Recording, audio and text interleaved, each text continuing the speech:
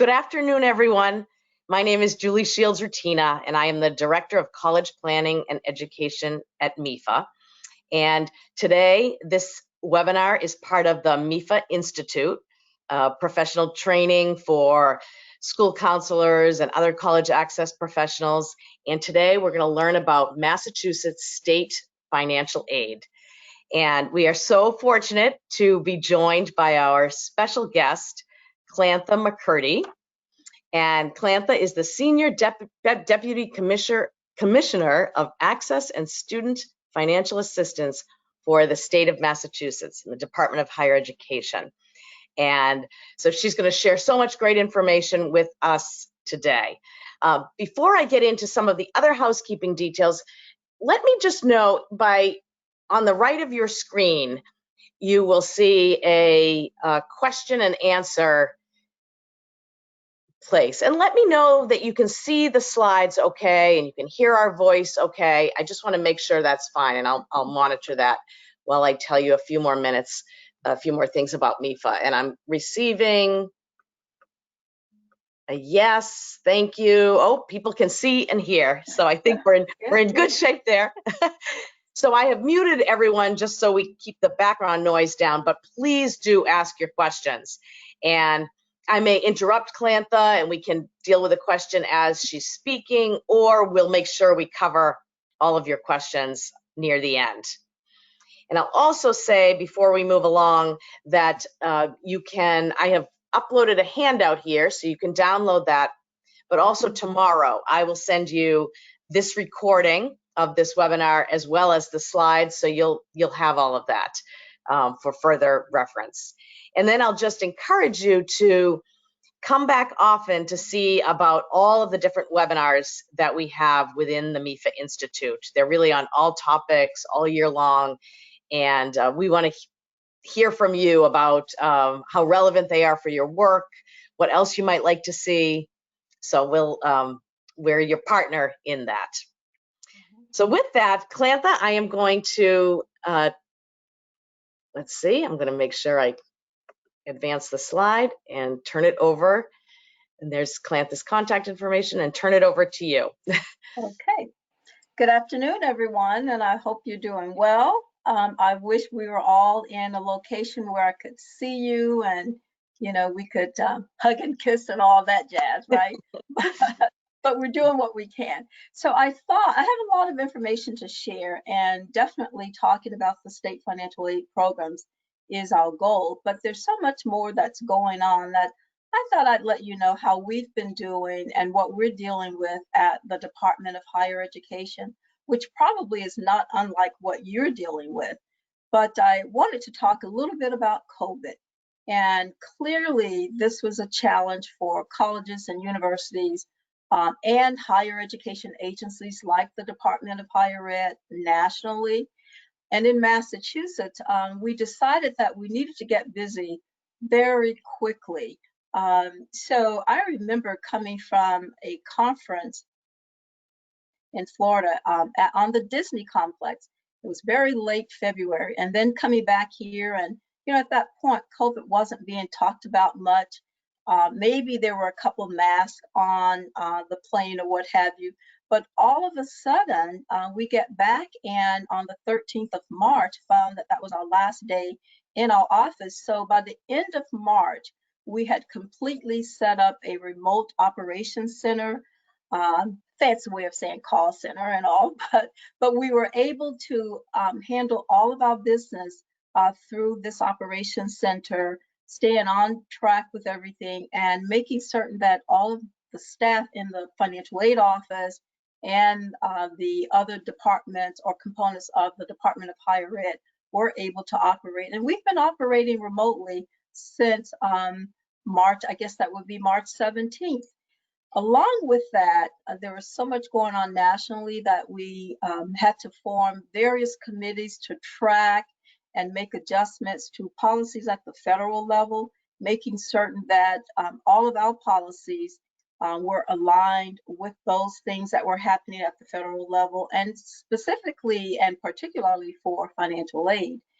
And then that work also required us to work closely with the governor's staff, with campus leadership at public and private sector, ACAM and DESE, but setting up the protocols to identify and respond to COVID-related issues.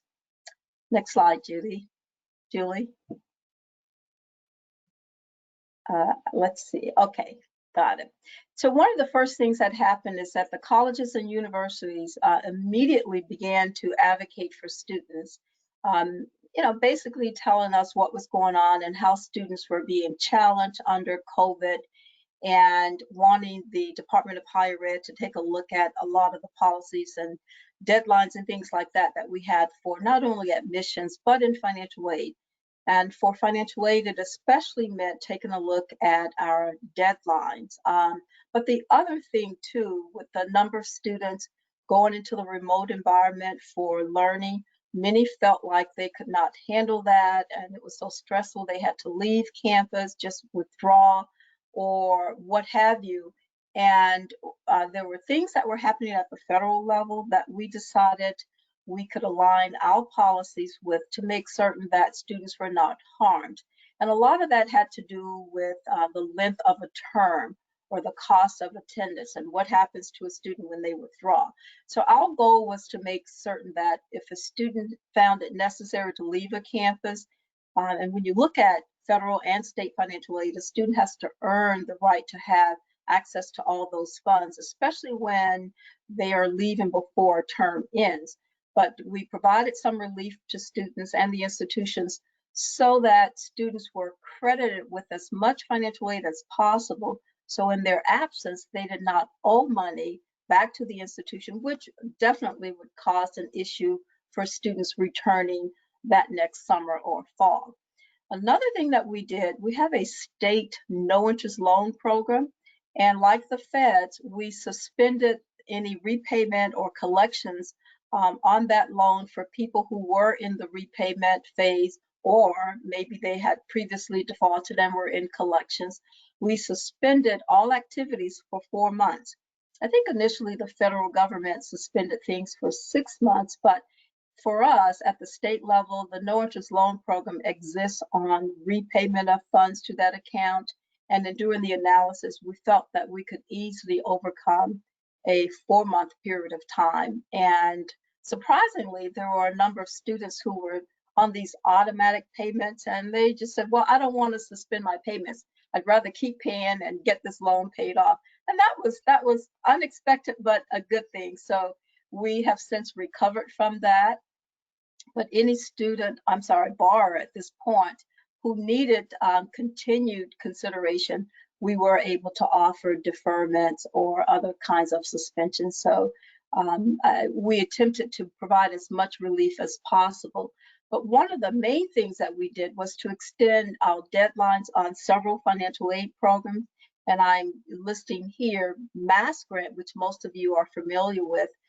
Our deadline has always been May 1st, so we extended that to July 1st. And we have another program that's quite critical to students at the community colleges. It's called the Mass Grant Plus.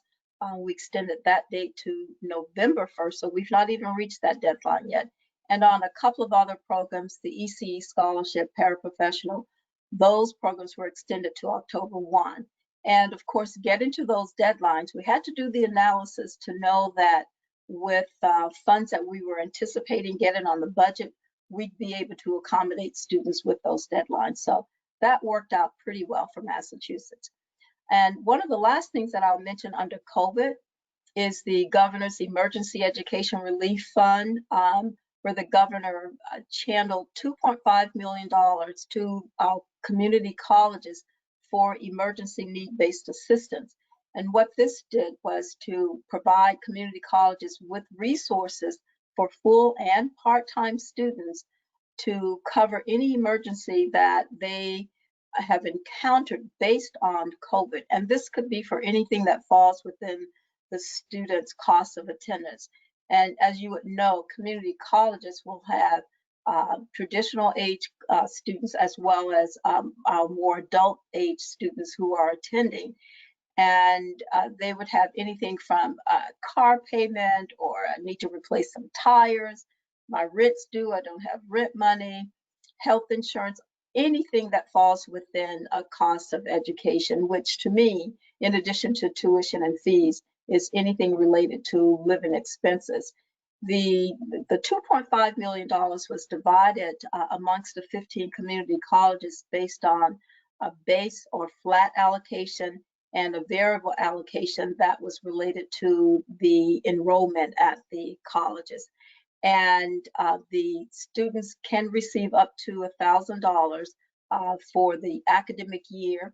It could be a one-time payment, or the institution may provide $854 term based on what that emergency is, but no more than $1,000. And the campuses have to fully expend those funds by May 1st, or at least commit to spending those funds by May 1st of 2021. So that's some really good news. And this emergency grant was in addition to other funds that our public and private institutions received under the CARES Act. Now, Clantha, can I ask you one quick question that was asked here? Do we know, and you may not know this yet, do you know if the Mass grant deadline will be extended again this year, or is that something you'll reconsider during the academic year?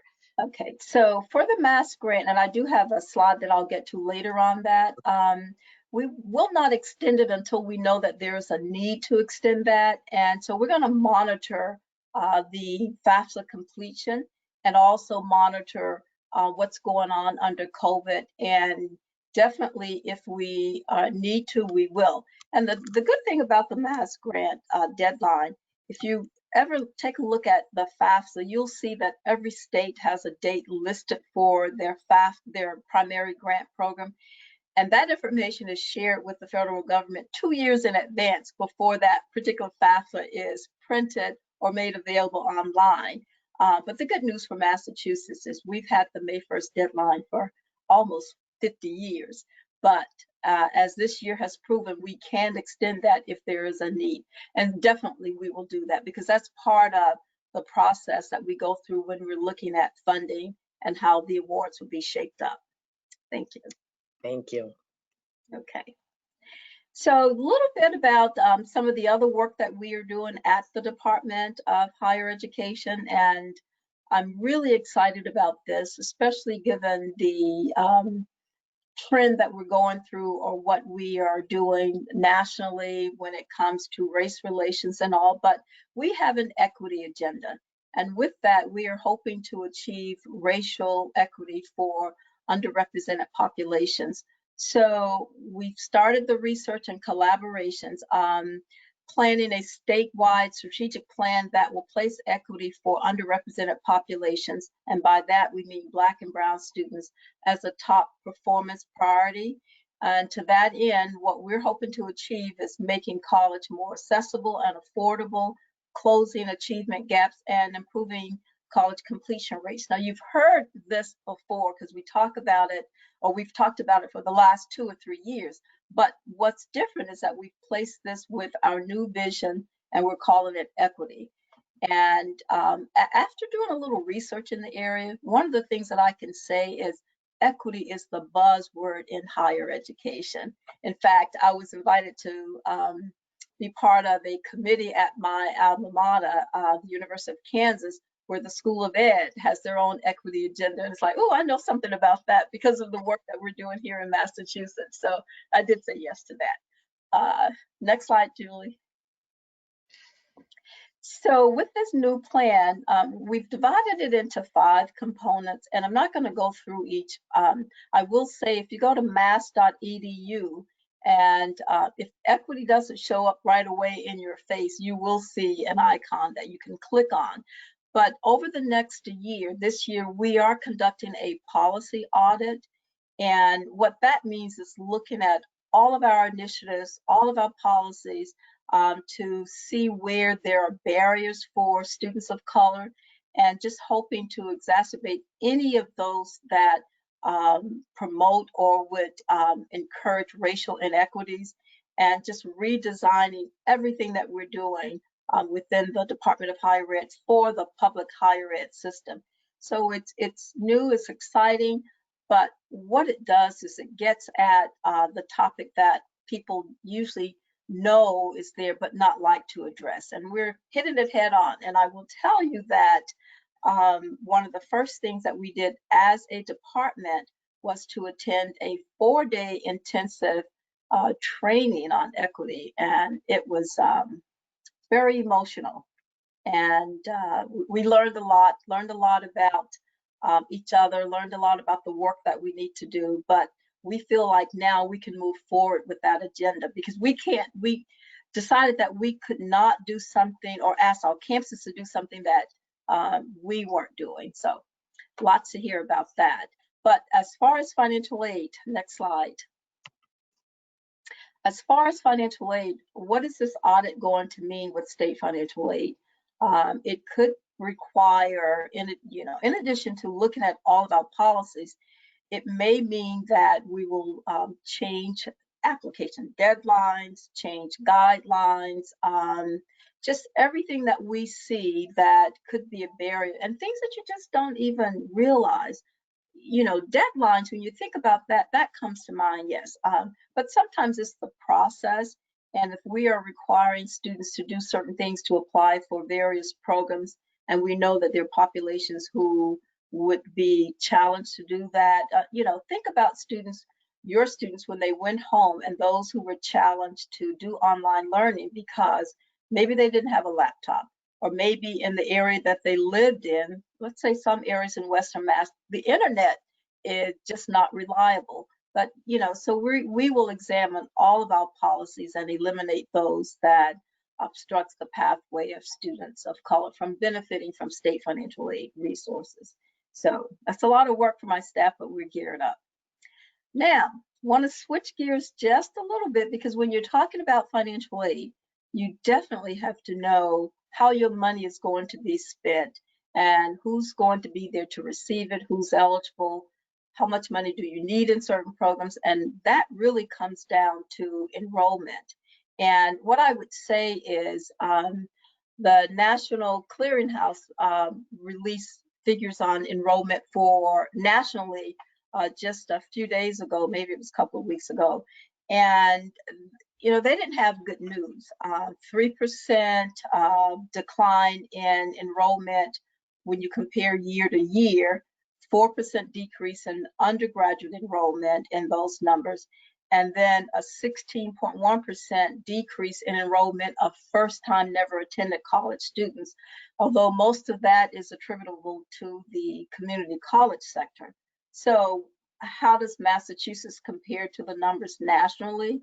Well, we do a lot of research on enrollment and predicting trends, even looking at how many kids were born in a particular year, what race, and things like that, and whether the population is going to stay in Massachusetts or who's going to come to Massachusetts. We have all these things factored into our enrollment analysis.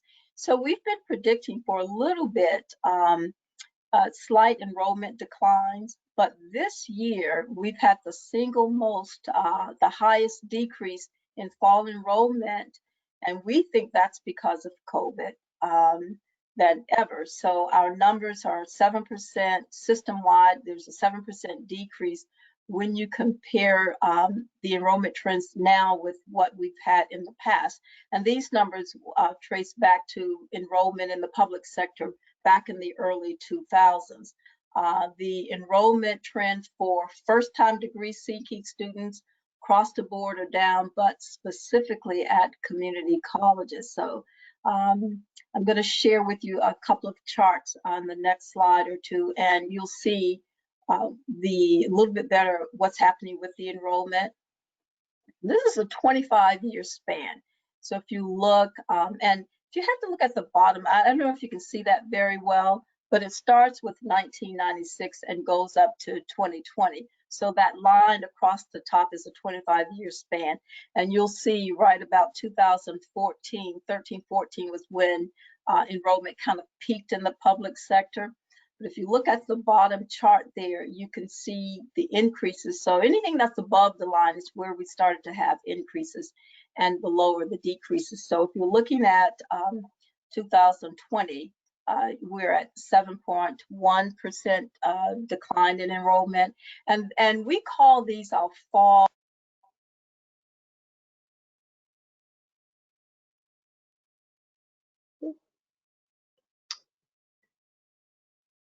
So Clantha, somehow your voice, I can't hear you at the moment. Let's see what happened.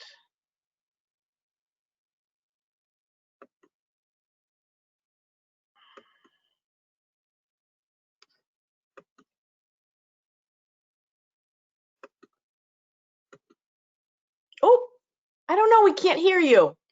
Let me go in and see if anything. One sec. I can't see why that would be.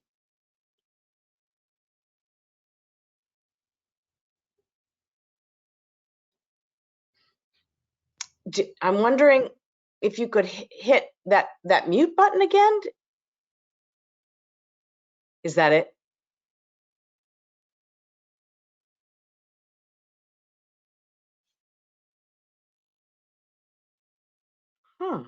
Okay. Oh, Okay, you're back. that's my, I'm so sorry, guys. That's No my, worries. so I have to watch for that. Sometimes it clicks off and I was thinking, I'm saying, I can't hear you, Julie. Okay. Perfect. Okay, so I'll watch for that, guys, and I do apologize, but maybe I can get to it before.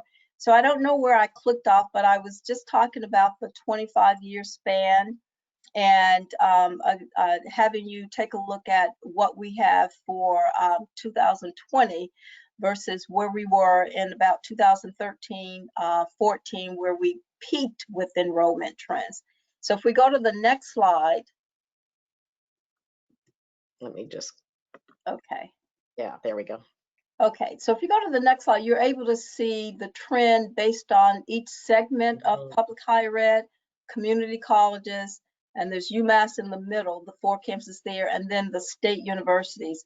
So what you'll see is that within the community colleges for this year, we're down 11.7%. At the state universities at 7.7, and UMass is kind of holding steady.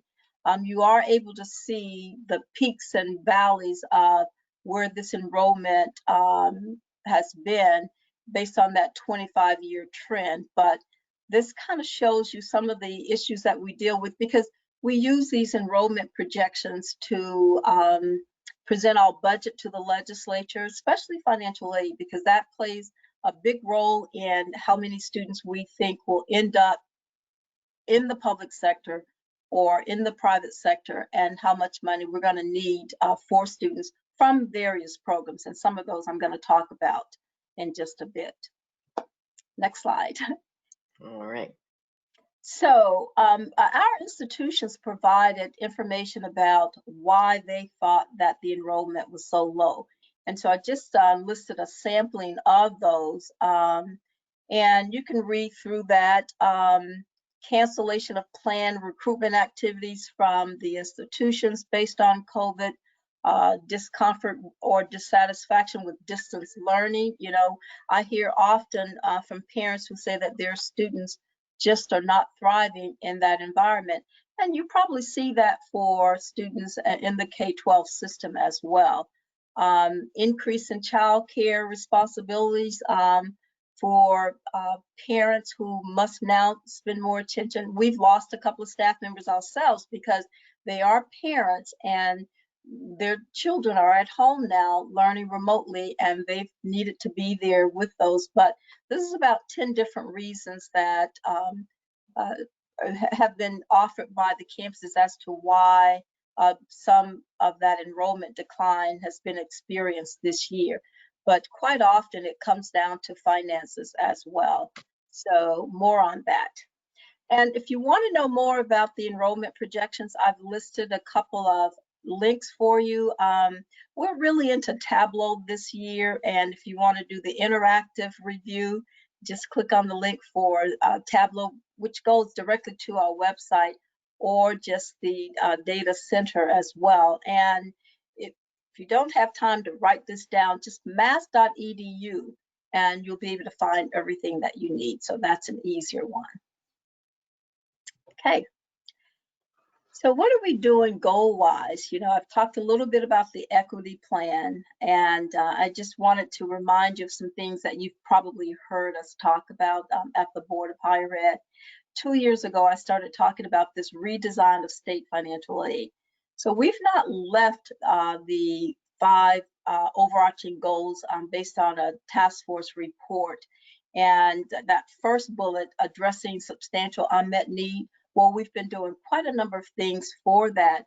But now what we're doing with all of these recommendations is putting that equity lens on everything that we're doing. And it really does cause you to stop and think about how you're going to modify any aspect of your state financial aid program or the platform for financial aid, because you know you're having to keep the overall goal of the agency in mind, but targeting changes and resources to students who need it most. So remember early on, I mentioned closing achievement gaps and improving completion rates. So we have to put that focus on all of these goals here. And one of the things, improving communications regarding state financial aid and programs. We're doing a lot with that. That's not just how do you write the letter or whatever. It's taking care of business so that that student's journey through the financial aid process, whether they're in school for 2 years, 4, 6, or what have you, that it's easy for them, and completing that FAFSA, getting their financial aid at the campus level or what have you, doesn't become a challenge every year or one where parents just hate the process. We're doing everything that we can to make certain that it's easier. And I'll talk about some of the features that we have with our mass aid processing system a little bit later. But this is what's keeping us busy. And fortunately, we are able to continue to work on these things in a remote environment. So it keeps us going. I won't repeat what's up top. We just talked about that. But just at the department level, having clearer priorities and expanding our focus on access and affordability, that's something that we keep in front of the legislature. That message to them when we're asking for the new FY budget for the campuses, but as well as the department and financial aid, we are focusing on affordability. And we had a study done, and you know, we need millions of dollars to remove unmet need for every student, but we know we're not going to get it all at one time. So just chipping away, and also making certain that we are held accountable for our outcomes. So it's accepting that, holding the institutions more accountable so that we can get things done. You hear these things all the time. This is just a little listing of, you know, what's happening on the early college side. We have the early college planning grants, STEM starter academies, dual enrollment. Some of you may be in the areas where we have the 100 Males to College initiative, and our long-standing 15-year program, Gear Up, where we are operating in various communities, helping students for whom, if they did not get this access, college would not be an option. So we are doing quite a bit of work there, but all in the plan of making college more affordable. And some of the things that we have going there, Commonwealth Commitment, which I'll talk about when we get to mass transfer, but the statewide FAFSA completion, I have some data on that for you. A food and housing insecurities pilot that we have now, where some of our state universities are partnering with our 2-year community colleges for students who become homeless, and giving them an opportunity to live in the residence hall. And well, before COVID, they also had meal service and things like that. We started that pilot last year, and it was challenging going through COVID with that, but guess what? We're back again. So there's a commitment to these students so that they're not having to be homeless. And if you don't have to worry about where you're going to sleep and how you're going to eat, you can probably get through your coursework. So, you know, it's all with good intent. So I'll keep you posted on some of those initiatives as we come back to you from one year to the next.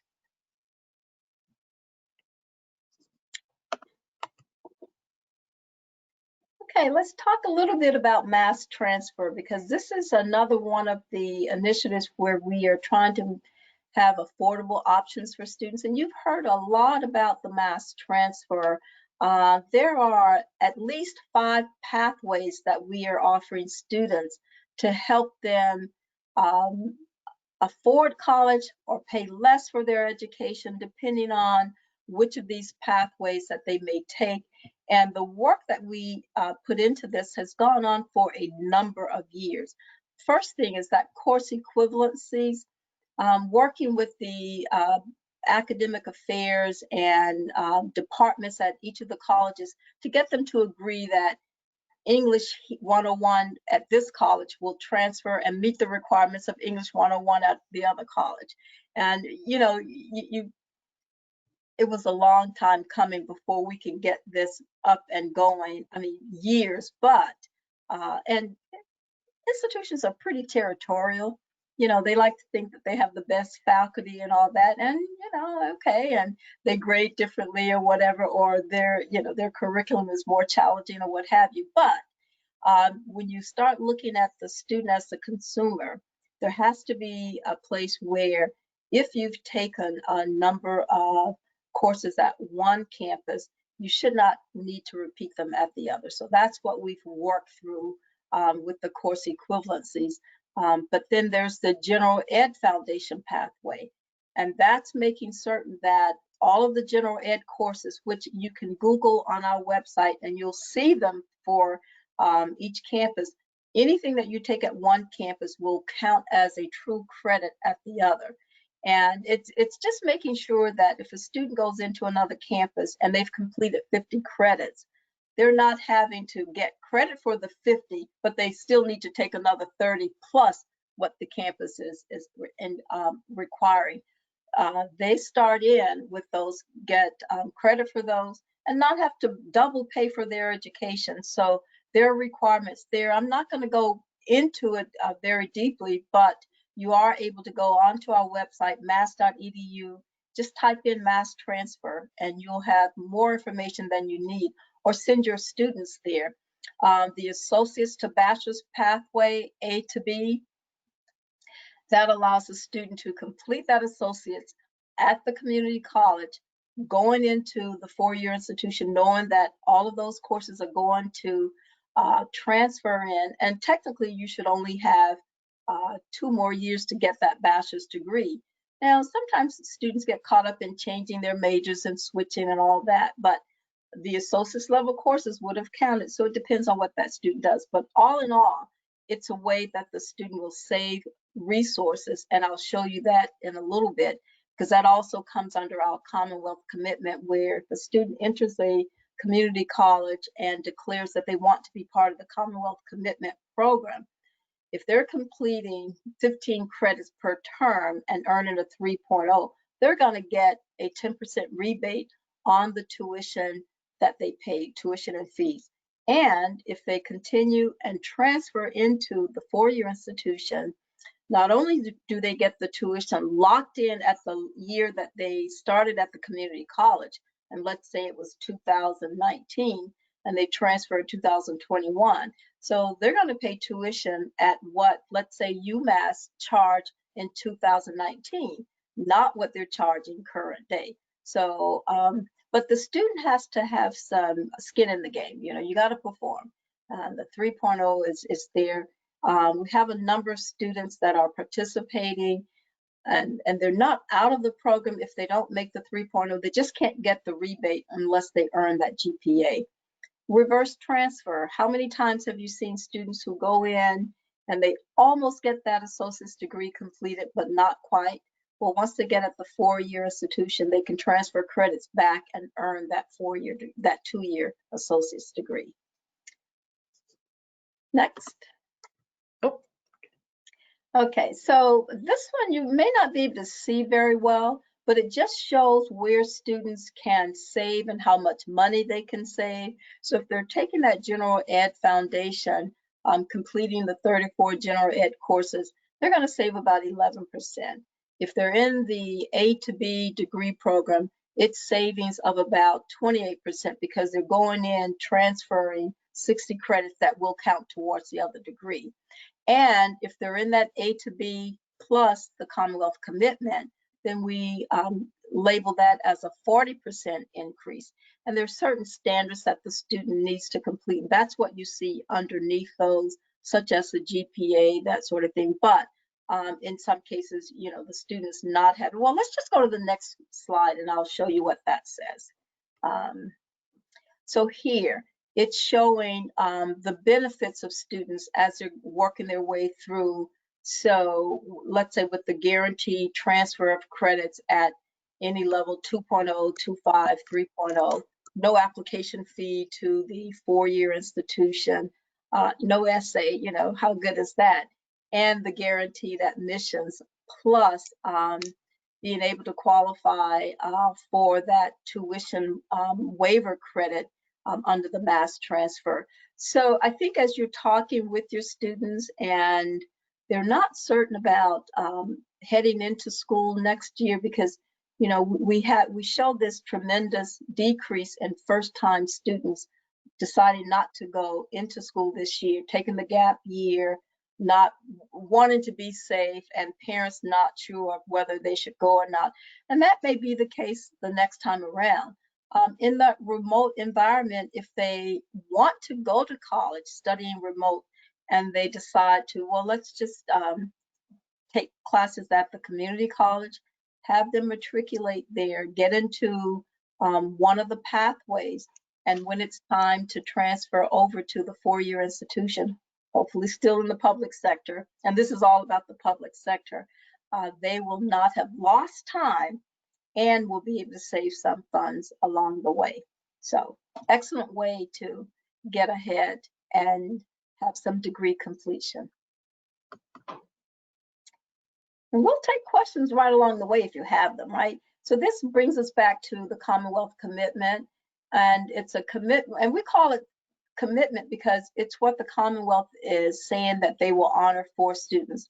So if the student starts at one of the community colleges, completes the associate degree, it says in 2.5 years, so basically that's 5 semesters, fall, spring, summer's not included, but it's 5 traditional semesters, transfers to one of the state universities or the UMass campuses, and completes the bachelor's degree within 2 years of transfer, and then hopefully this will happen.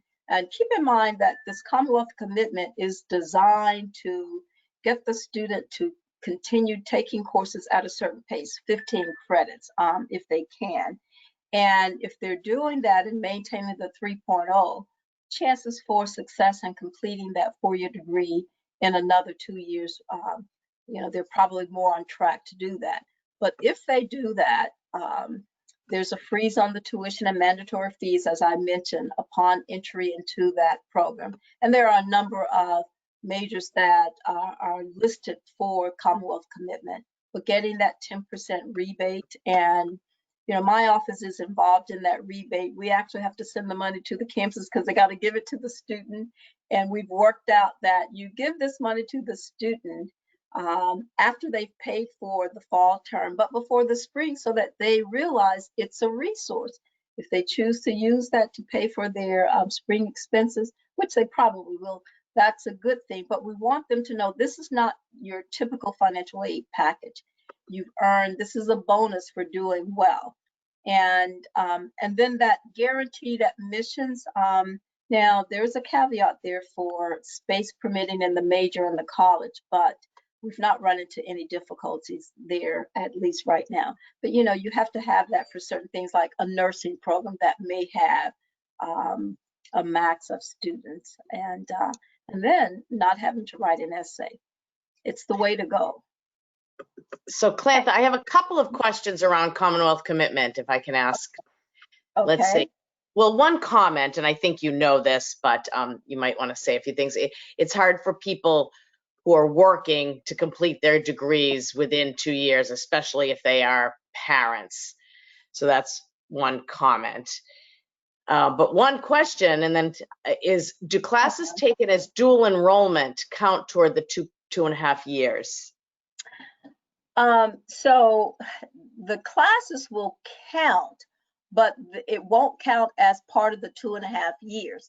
So the dual enrollment will actually give that student the chance to get that degree completed, let's say in 2 years rather than 2.5. So we're not going to add on, because in dual enrollment, while a number of students have been able to take, let's say 10, 12 credits, most do not do that each term because they're still in high school. So credits count, but they do not subtract from the 2 + 5 years that the student would need in Commonwealth Commitment. That's a pretty good answer, right? Yes. Now let's see. While you're looking at that, let me tell you about a question that I received just yesterday. Yeah. There was a counselor who wrote, and maybe you're out there in the audience, they have a student who will graduate in June, and at the same time, they're going to get an undergraduate degree from Harvard. So they wanted to know, can that student use their Adams Scholarship for their graduate study? And unfortunately, no. But, you know, here's the case where this student was dually enrolled, even though at Harvard, and it's coming out with both degrees. And we are finding a number of students graduating from high school and getting their associates from one of our community colleges at the same time. So that's happening, and we do have those students out there. Yes. Was there another question, Julie? Yeah, so another comment, or a question comment, can there be any programs for working parents? That's one. And then, is ComCom automatic enrollment if you've done A to B? No, the student has to, for ComCom, you have to declare that at the start of your community college career. In fact, you have to get into ComCom, Commonwealth Commitment, before you've completed 15 credits. So if you're kind of wondering and you enroll one semester, if you complete 12, 14 credits before you do that 15, you got to declare Commonwealth Commitment. There's actually an application for that. So it's not, you're not automatically enrolled in that. And as far as programs for working parents, I'm going to talk in a minute about the Mass Grant Plus program. And this is a program for full or part-time students at community colleges that seeks to provide sufficient aid for students to cover the cost of their tuition and fees and a modest book allowance. So in that sense, yes, there are programs. And also, there are a number of financial aid programs that will benefit students who are part-time. The institution can award a cash grant, part-time grant, Mass Grant Plus. So those will all be available to students who are enrolled less than full-time, less than 12 credits. Great. And one more, and I think this will be an easy answer for you. Is there a list of majors that colleges honor for the Commonwealth Commitment? There are, and they're on our website. And I know in the first year that we introduced the program, there were 24 majors, and I know that that list has grown since then. So yes, there are. I can't repeat them, but if we had time, we could pull it up on the website. But just mass.edu, Commonwealth Commitment majors, and it'll come up. So yes. That's great. Thank you. All right, I'll move us along here. Yeah, I'm looking at the time here, but we have until 3:30. So, and I'll speed up on some things. So the thing about Commonwealth, the Mass Grant, Mass Transfer, I'm listing the person who handles that program for the department, and Elena has worked very closely with our campus representatives on this, and it's like her baby. So if you have questions, definitely you can send them to me, and if they're a little bit more than what I think I should be answering, I'll send it on to Elena. But her email address is right there for any questions, and it's, I'm sure, posted on the website as well. That's great. Okay. Getting into financial aid, finally. Just very quickly about the budget. There are 4 accounts that fund state financial aid, And every year the legislature has to approve a budget for all of these. The general scholarship account is the largest, and that account funds several programs: Gilbert Grant, Mass Grant, Cash Grant, Public Service Grant. So a lot of programs are funded out of the general scholarship program. And it's kind of coming along at $105 million, which I think back in 2015, we had a big bump. We received about an additional $7 million in that program, and it's been steady ever since. So, but guess what? We are still under where we were back in the early 2000s. This program, since I've been around, was at one point about $111 million. But you know, the other thing about state financial aid programs is we have a number of tuition waivers where we're spending about another $60 million. That makes us look pretty good with a state financial aid. But there are a couple of entitlement programs for students who are going through the Department of Children and Families, the Foster and Adopted Fee Assistance Program, and the Foster Child Grant. And then there's a workforce development program that is funded separately for the High Demand Scholarship. I'll go to the next slide, please. So just a little bit about the programs. 94% of our state aid is need-based, and we offer programs in the standard scholarship grants, loans, tuition waivers, just like any other state or institution. But we have, we categorize our programs into two types. Centralized, which means that the Department of Higher Ed's Financial Aid Office will make the award determination, send students letters. We do that for things like the Mass Grant. And decentralized, which are programs that we will provide an allocation to the institutions based on some type formula, and they can select the student, award them, but they must award them within our guidelines. So when a student gets an award letter, you know, the first thing that the institution is going to do is see what kinds of entitlement aid or aid that the student brings with them. They'll put that in first, something like Pell Grant, then the state grant, Mass Grant. Then they start to build that award with other aid before they plop in their institutional aid. And so sometimes an institution might say that the student is getting a Mass Grant, but they've not really checked to make sure that that student has a completed application that met all criteria. And later they have to take that Mass Grant away. And guess what? They'll tell the student to come ask us why they lost their Mass Grant, which is, you know, we answer those questions, but it's not quite the way it should be done. Next one, Julie. Thank you. Yeah. Okay. So FAFSA is the only application that we require for almost all state financial aid programs. There are a couple of programs where the student has to demonstrate a commitment, and so there may be a separate application for something like the paraprofessional teacher grant or the ECE scholarship. But basically completing that FAFSA is all that they need. Massachusetts got rid of the second application decades ago. And we are getting a little bit over 350,000 unique FAFSAs each year from students who say Massachusetts is their legal state of residence.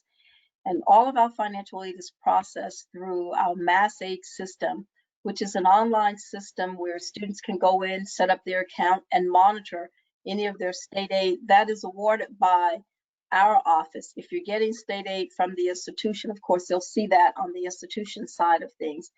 And for the last couple of years, we have been providing student correspondence via email, and we're adding text in for this next round. And that's all part of allowing the student to, or allowing a more automated process for students. And it also allows students to upload documents. So, you know, we hardly use the fax anymore, and nobody's sending anything through the mail. Well, some people are, but you know what, we have that upload capability. And so we're kind of meeting students where they are. But remember when I talked about equity and making sure that we've removed obstacles, we're gonna have to look at that pretty carefully. And as we look back to see who submitted documents, we're gonna look at their income levels and things like that, their communities, to see if we're getting a good number of those from underrepresented population. We're also going to look at students who failed to submit anything to see if they are the students that we're most concerned about. And if they are, then we have to put in some other process for those students so that they have a fair chance of getting state financial aid as well. Okay. FAFSA completion, something that all councils wanted, and we finally got on board with that in 2017. We've gotten some pretty good feedback from that, but it's through a collaboration with the Department of Higher Ed and elementary secondary ed.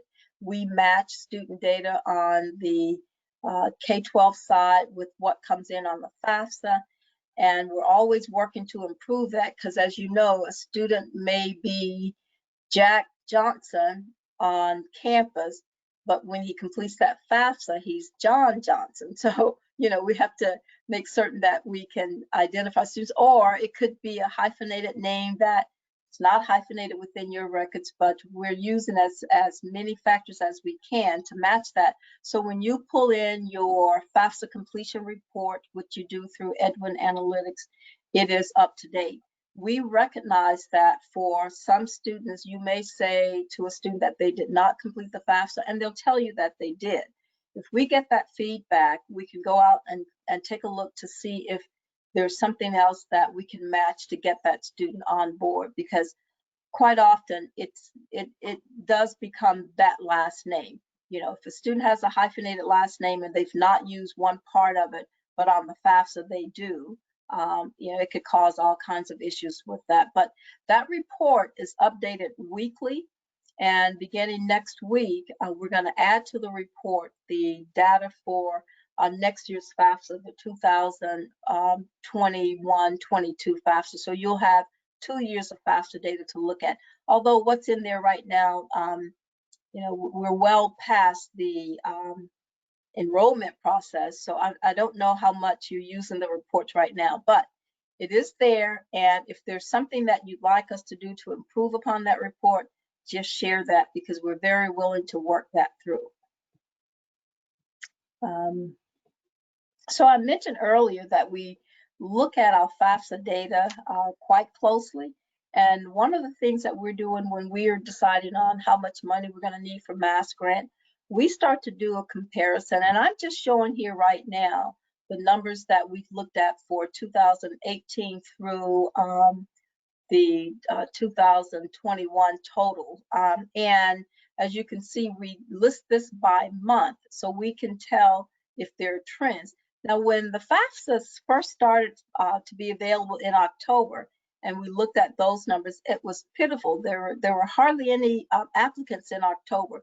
November picked up a little bit, but that first year was almost like it always was. Most of the activity would happen between January and March. But now that early FAFSA filing date has caught on, thanks to all the work that you guys do in helping at the state level to have FAFSA nights at your institution, at your campuses, and on weekends, and at the shopping malls and all of that. We're doing a whole lot better. So these are numbers, but the next slide that I have is a graph that kind of shows you a little bit better where we're able to track, and this is also by the month. And you know, if the colors are pretty much the same, you know that the trend is the same or what have you. But if you start to see a variation for the month, then we start to look to see, well, what's going on there for that month. Let's say for 2018, those squares were a little bit bigger.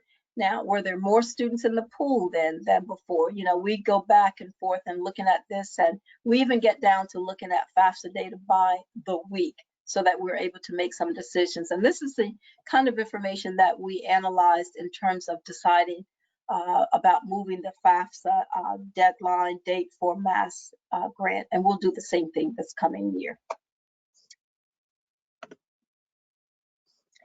So as far as the FAFSA deadline, May 1st has been the priority deadline for 50 years.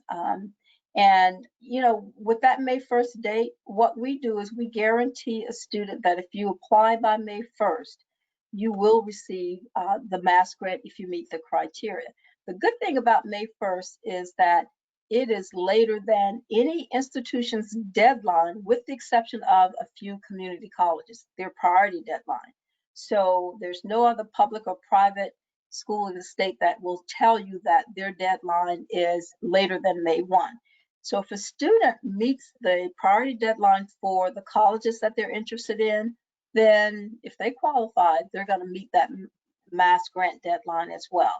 And when we start to look at our budget for the year, we are always prioritizing funds for the mass grant program before we decide how much money goes into another program, because we want to make that guarantee, and we want to make it without having to reduce awards if we can at all do that. And then also, as the institutions are processing their financial aid awards, they are looking at, well, what's the mass grant award going to be for this year? And we have a tentative schedule. So we'd much rather, if we have to make a change in the mass grant award, we'd much rather increase that award than decreasing it, because there's a lot of work for campuses. So we kind of do it that way. Next one. Now, Clantha, there is a question. Someone did ask that and said that in the past, they may have had some problems with that FAFSA data, that they didn't always find that it was correct. So the question was just, do you know, is that still occurring, or have there been things that have improved that system, or is it a timing issue? I'm not sure, but I don't even know if you've heard that before, but I thought I'd bring that up. No, I mean, I think the FAFSA data coming into our system from the feds, there's not been any problems. One year there was an issue with getting the IRS data over to the FAFSA, and but we've gotten past that. I think we've had 2 good years with no issues there. In fact, when that first happened and there was concern that our students were being harmed, we actually looked at FAFSA completion on a day-by-day rate just to see if we needed to make some accommodations. But a FAFSA can come in and not be complete for various reasons. Maybe it's a Social Security mismatch, something with immigrations, or the student or parent did not sign the FAFSA electronically, those kinds of things. And if we get a FAFSA and there's an issue with residency, the student can say that they're a Massachusetts residency, but the parent may not be, just depending on how they file that.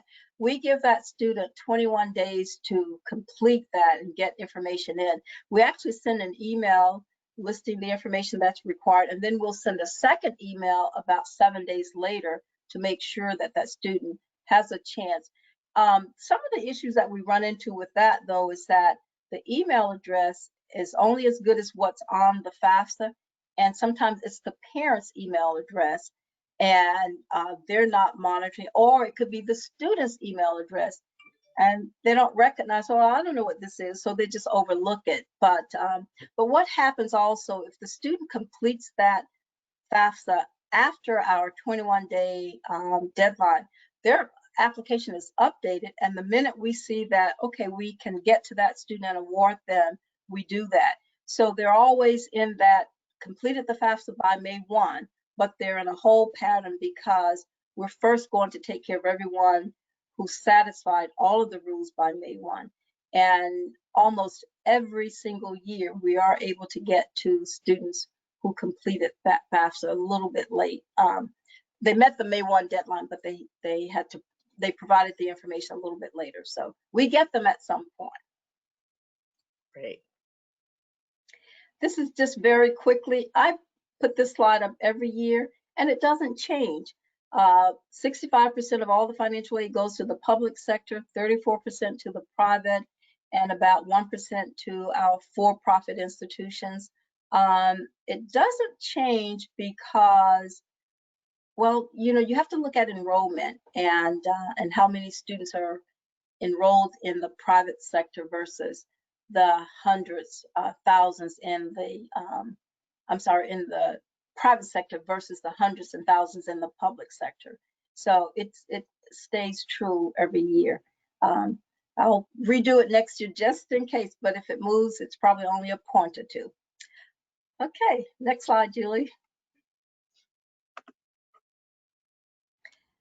So earlier I talked about the 2 categories of financial aid programs, centralized and decentralized.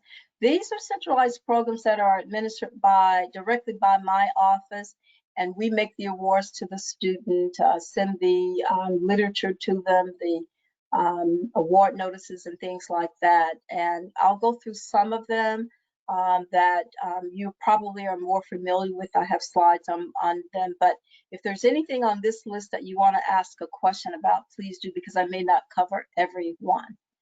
And then this is the list of decentralized programs. So we are giving allocations to the institutions for these programs. There's cash grant at the public colleges per segment, Gilbert grant, which awards funds to students at our independent colleges, not nonprofit independent colleges. Part-time grant goes to both public and private. And then you see One Family Scholars Program. One Families is a nonprofit agency that serves homeless parents who are trying to get through college. It's a small group, but we do provide some resources to them, and they have an excellent completion rate.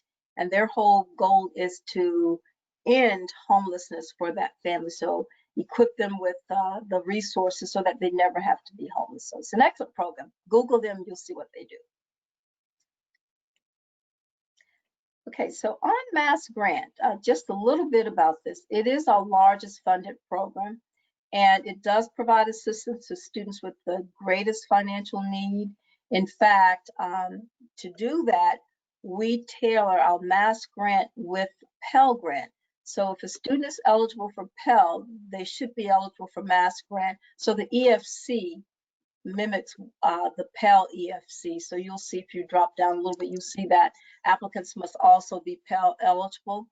And I always include that last bullet about the value of the Mass Grant, because back in the 80s, we were giving out Mass Grants that were $3,600.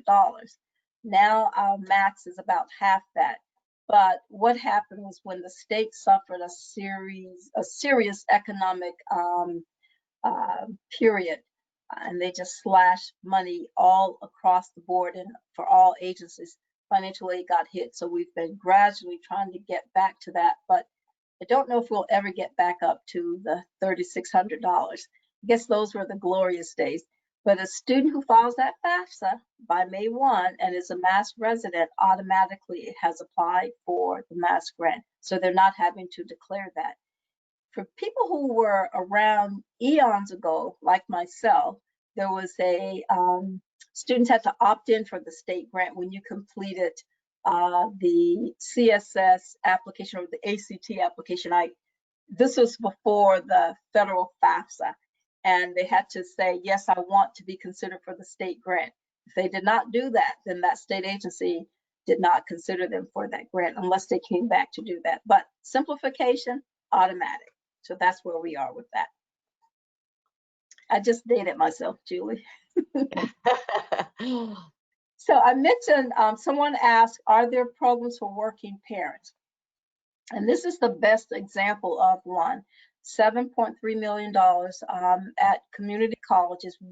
This year makes the third year for this program. And what it does is it provides assistance for students regardless of the EFC, as long as they demonstrate a need for it. So you could be a student who does not qualify for Mass Grant, but you qualify for Mass Grant Plus. And what the institution has to do is take a look at your tuition fees and the book allowance and subtract any aid that you have, and then the difference can be made up with Mass Grant Plus. So quite often, students who are getting that money are those who probably did not qualify for Pell Grant.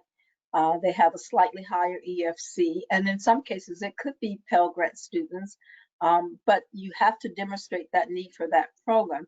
So if someone missed the May 1st deadline for Mass Grant, let's say, Mass Grant Plus is there.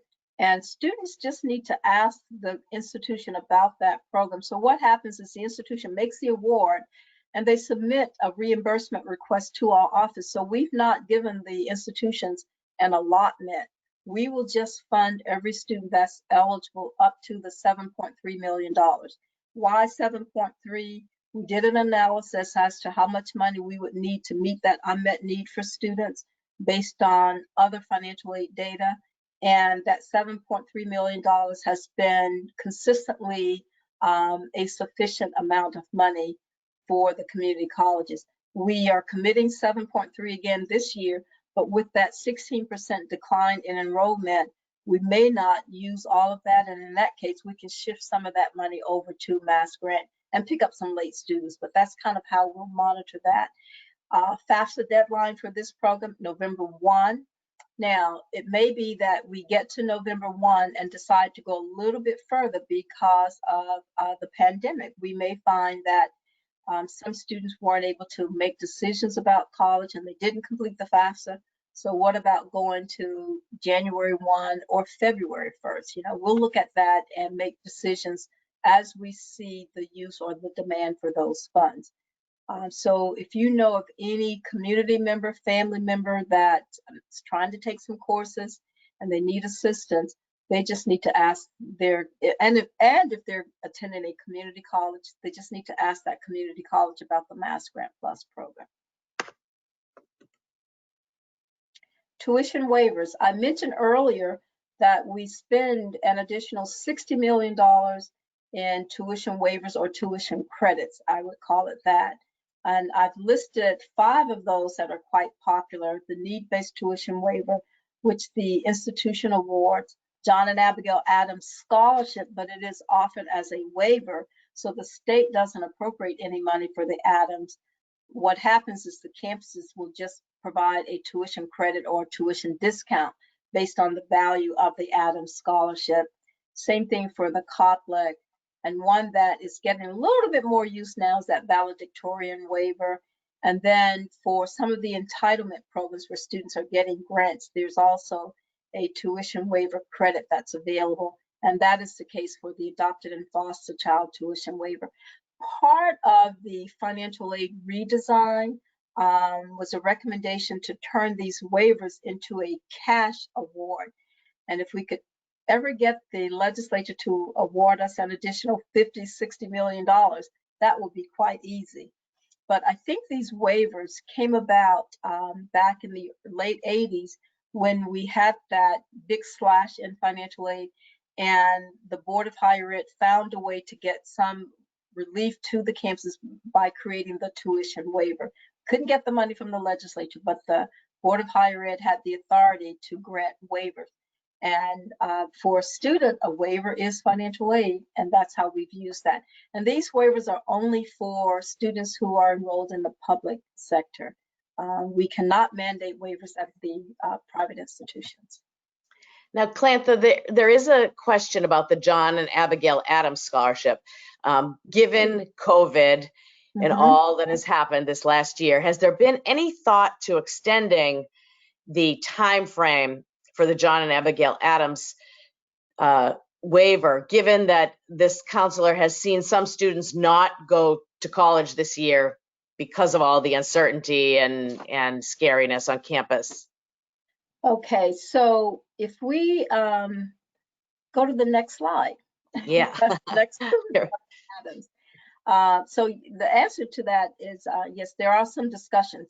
So this Adams has been around since 2005. We've awarded more than 250,000 students, and anywhere from about 11,000 to 12,000 will take advantage of it each year.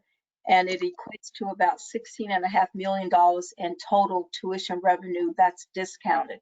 Students have 8 semesters to use, or they are eligible for 8 semesters, and they can use that within 6 years of graduating from high school. So remember when students wanted to take that gap year, initially students needed to enroll right away. Well, they have 6 years from the point that they graduate to use the scholarship, and they just need to maintain the 3.0 GPA to continue getting that.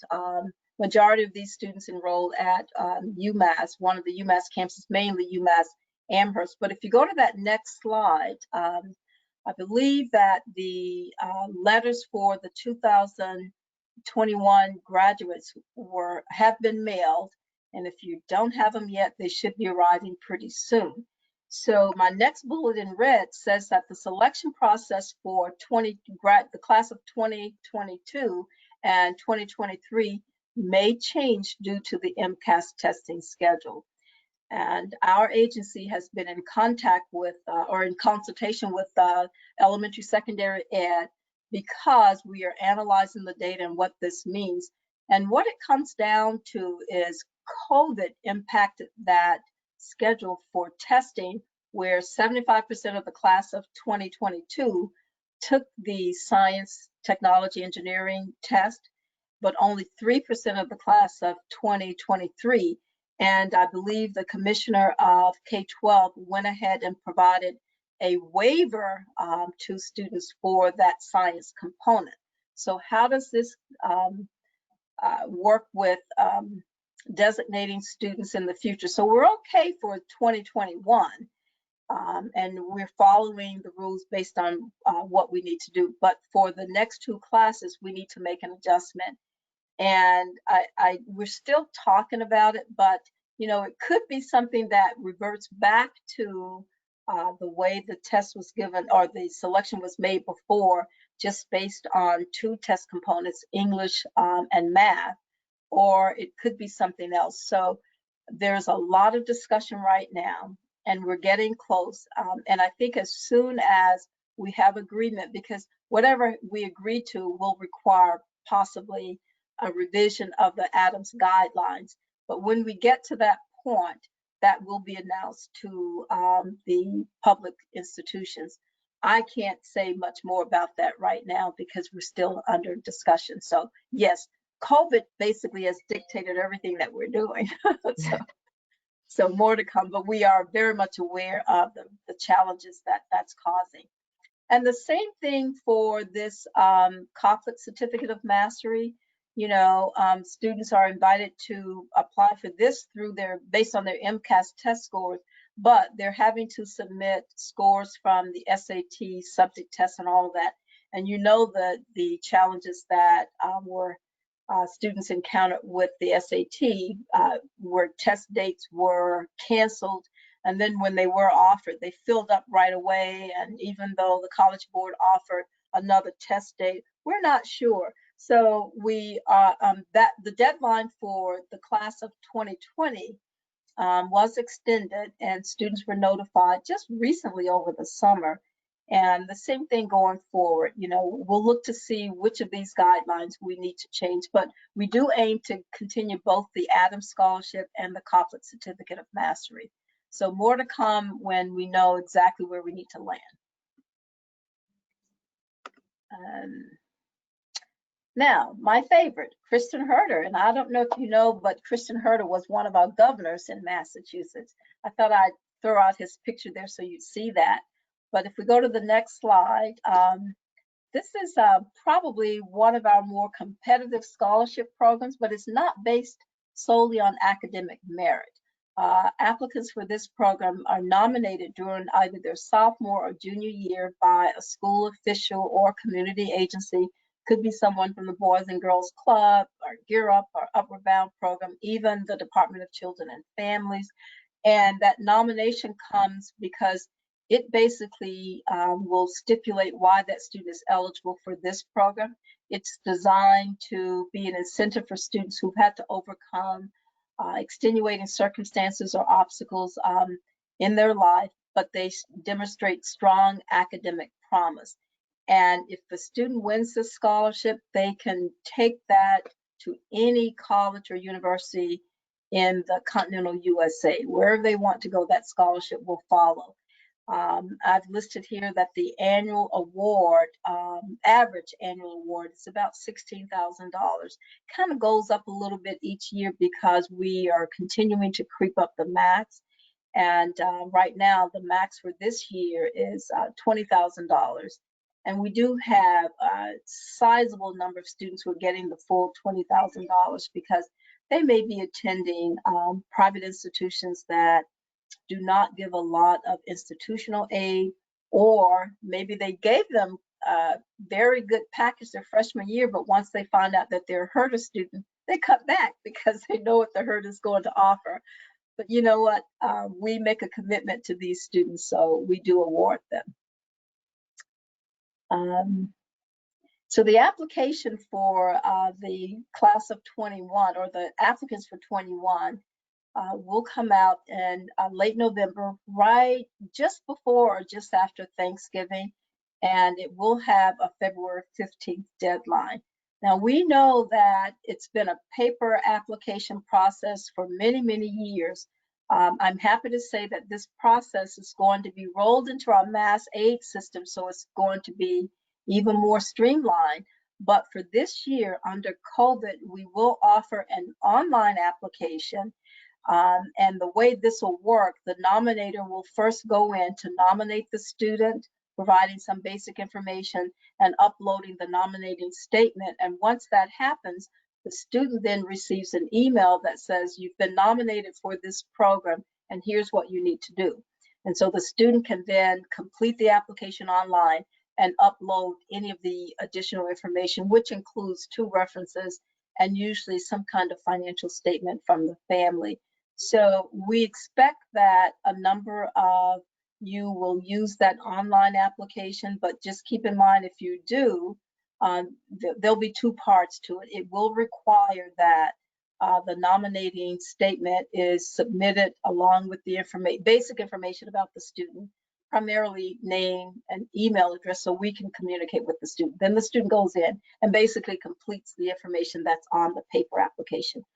So we will accept both, but we're hoping that this online application gets you ready for the 21-22 application process, because that's going to be rolled into our financial aid database. So that's been a long time coming.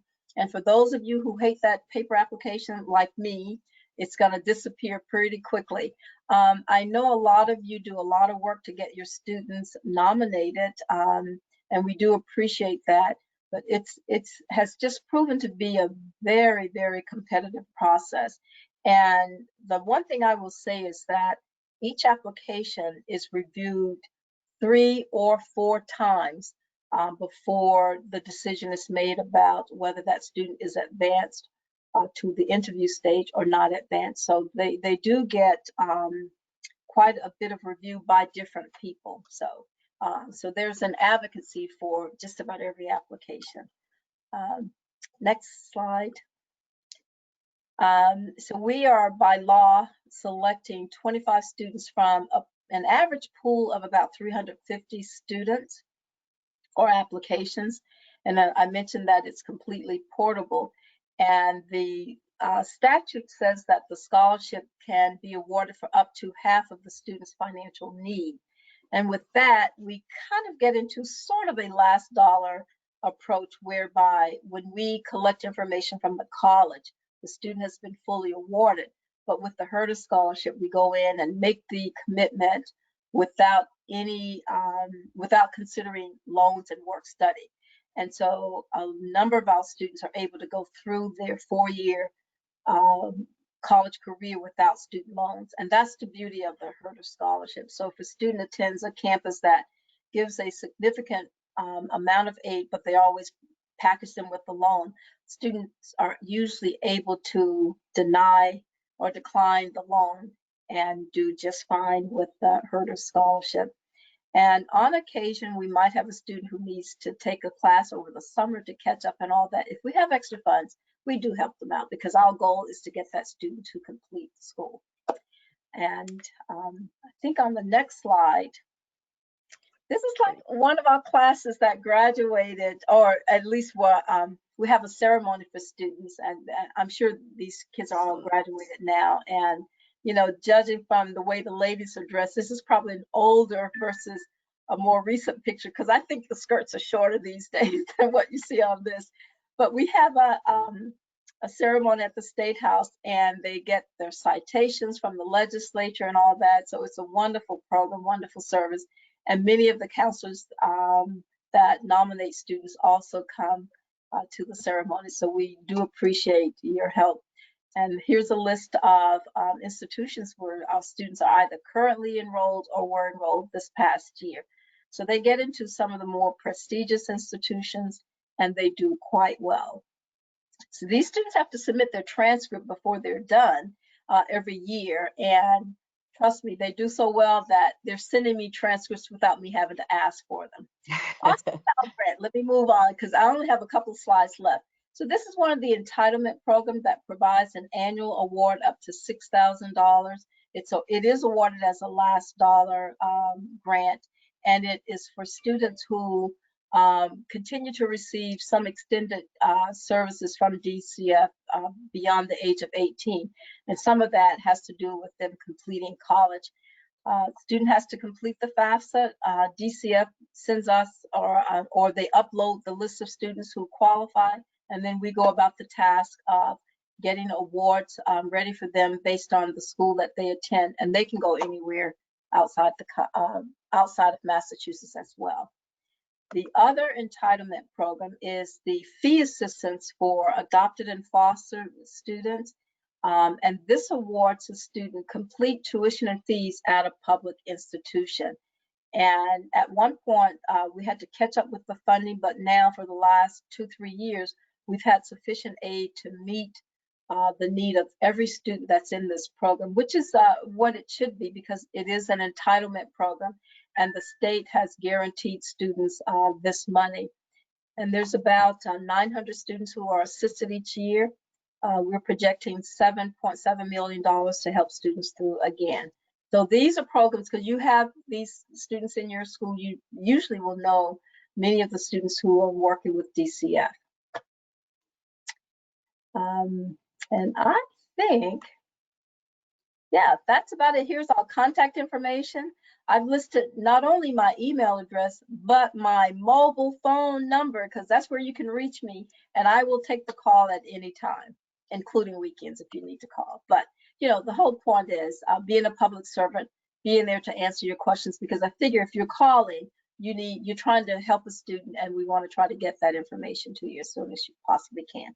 And I think we have 5 minutes for questions. Oh, Clantha, that was so wonderful. There's so much good information there. I think right now I only have one additional question, Okay. but some may come in. How many ECE scholarships do you award each year? So back in I'd say 5-6 years ago, we were awarding 1,100 to 1,200 students. Now it's averaging about 500 to 600, and that is a program where when we commit money to that program, and we do have quite a bit of money, so we can award any student that met that October 1 deadline, and these students receive assistance on a per credit hour, so up to 9 credits. And right about now, the pool of eligible students, I looked at those numbers just the other day. I think we had about 586 that were approved, and hopefully they will all remain in school because they can get money for fall, spring, and summer. But these are people who are currently employed in the early child care field, and they have to document that. So it's not your typical college student, unless they are also working in ECE care. So I will say that is it, because I tried to handle the questions in the sections when you were talking about the awards, and there were some good questions. So I thank you so much for sharing all of that with us and all of these resources, your contact information, and thank you to everyone who stayed with us and who asked good questions. And, you know, again, resources are here for you, and we want to continue this conversation. Sounds good. Be safe, everyone, and thanks for attending. Thank you. Bye. Bye.